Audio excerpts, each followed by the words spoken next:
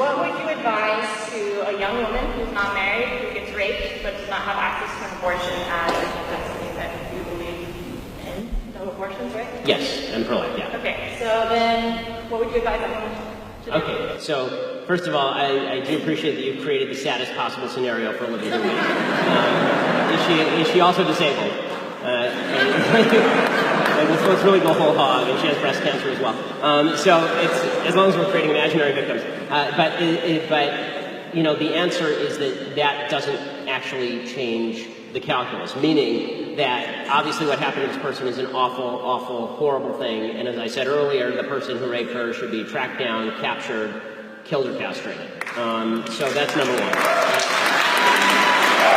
As far as the morality of abortion does not change based on need, right? So the fact that she's poor and needs an abortion doesn't change whether she's rich or needs an abortion or poor, because the abortion argument really comes down to, do you think this is a life or not? If you don't think it's a life, you can do whatever you want with it. If you think it's a life, you can't do anything with it.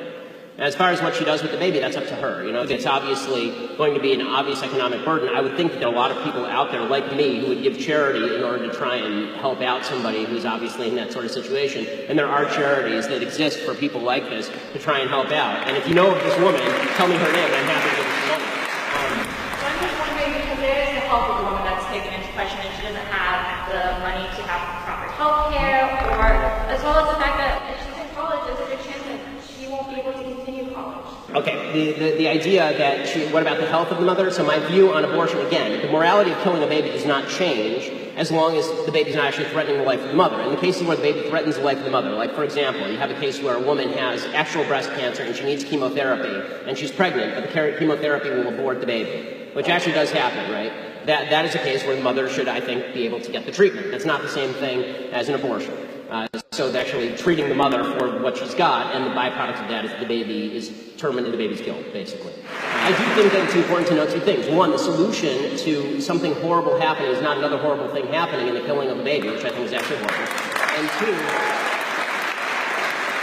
And two, it's really not good to take the marginal case and then use that to argue broad. So what people tend to do is they say, well, what about the girl who's raped? What about her abortion case? So now let me ask you, if the girl weren't raped and she just got pregnant, would you think that she should still have access to an abortion? I do, because I think it's her body and I think it's her health. Right, so you're giving me an exceptional case in order to prove a rule that you don't actually want to defend. So if you just come up and ask me, do I think a woman should have an abortion, then we could actually have an argument about, or a discussion about in what cases an abortion was appropriate. But you always, this is what people on the pro-choice side, the anti-life side, actually do. What they actually do is they take the marginal case, they take the raped, woman who has a severe disability, and they say, this is all abortions. That's not all abortions. Significantly less than 1% of all abortions are performed on women who have been raped. So if you want to talk about the epidemic of abortion in the country, over 1 million abortions performed a year in the United States, let's talk about the other 99% of cases. When you are willing to agree with me that the other 99% of cases are not cases where abortion should be necessary,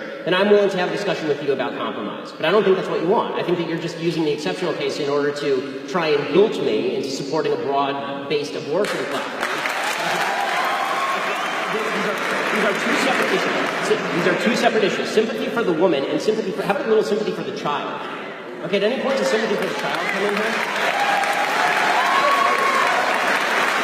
You say I'm not compromising. I'm the only one in this conversation who's expressed the willingness to take money out of my own pocket and put it in somebody else's. So have you donated to Planned Parenthood? What was that? Have you donated to Planned Parenthood? No, because they kill babies. No, they don't.